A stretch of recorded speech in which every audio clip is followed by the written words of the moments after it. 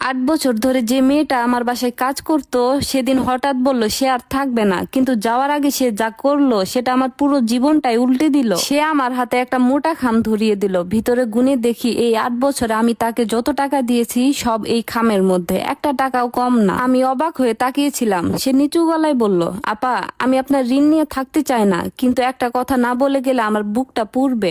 বড় বেডরুমের আলমারির একেবারে ভিতরের দরজাটা, ওটা পেরেক মারা না, ওটা খোলা যায়। আমি কিছু বলার আগে সে ব্যাগ তুলে চলে গেল। আমি দাঁড়িয়ে রইলাম, কথাটা মাথার ভিতর ঘুরতে লাগলো।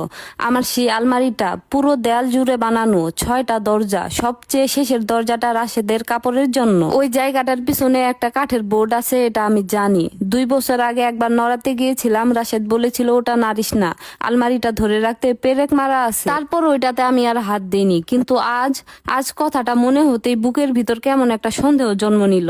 আমি নিচে বসে ভালো করে দেখলাম পেরেক তো আসলেই নেই, বরং একটা চাপা বোতাম। আমি হাত দিয়ে চাপ দিতেই কাঠটা সরে গেল। ভিতরে একটা কালো চামড়ার ব্যাগ। আমার হাত কাঁপছিল, তবুও খুললাম। প্রথমেই একটা মোবাইল ফোন, পাসওয়ার্ড চাইলো। রাশেদের জন্মদিন দিলাম, ভুল। আমাদের বিয়ের তারিখ দিলাম, তাও ভুল। হঠাৎ মনে পড়লো একদিন বলেছিল রাশেদ, একটা তারিখ আছে খুব স্পেশাল, একদিন বুঝবি। আমি সেটা টাইপ করলাম আর ফোন খুলে গেল। আমার বুকের ভিতর ধপ করে উঠলো। আমি সরাসরি হোয়াটসঅ্যাপে ঢুকলাম।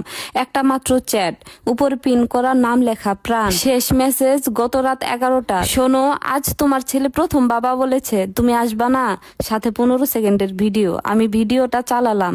একটা 3 বছরের ছোট ছেলে নীল জামা পরে হাসতে হাসতে বলছে, বাবা। ভিডিওতে ওটা আমার বাসা না। আমার চোখটা যেন ঝাপসা হয়ে গেল। আমাদের বিয়ের 8 বছর হয়ে গেছে, আমাদের সন্তান হয়নি। ডাক্তার বলেছে আমি ঠিক আছি, কিন্তু রাশেদ কখনো পরীক্ষা করাতে রাজি হয়নি। আমি চ্যাট স্ক্রল করলাম। 3 বছরের বেশি সময়ের কথা। প্রতিদিন কথা হয় তাদের, প্রতিদিন। ও পাশ থেকে একটা মেসেজ ছিল, তুমি আসবা না? আমি অপেক্ষা করছি। ছেলেটার জ্বর।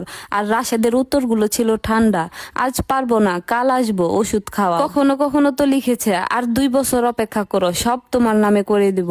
এদিকে আমার হাত ঠান্ডা হয়ে যাচ্ছিল। ব্যাগের ভিতর আরো কিছু কাগজ দেখতে পেলাম।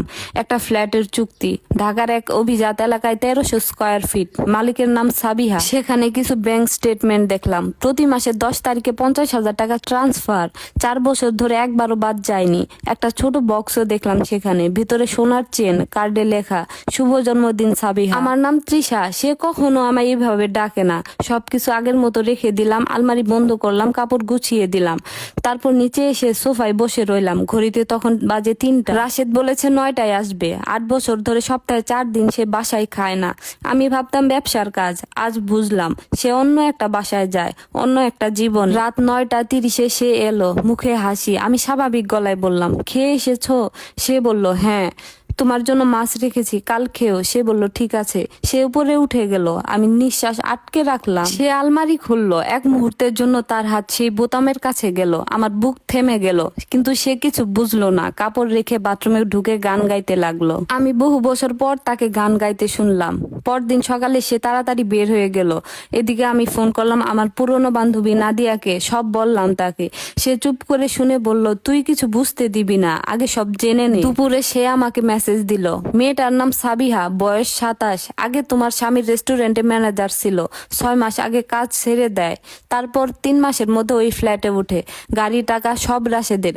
ছেলেটার জন্ম 4 মে 2019। আমার চোখ দিয়ে পানি পড়ছিল, কিন্তু কান্নার চেয়েও বেশি কষ্ট হচ্ছিল অপমানটা।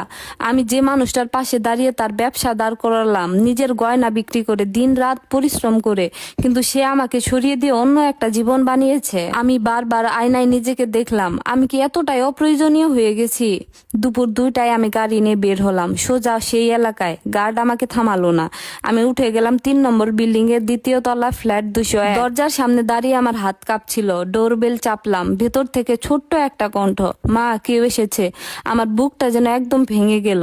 আমি দাঁড়িয়ে রইলাম। দরজাটা ধীরে ধীরে খুলছে। ভেতরে আমার স্বামীর আরেকটা জীবন দাঁড়িয়ে আছে, আর আমি প্রথমবারের মতো নিজের জীবনে অতিথি হয়ে গেছি।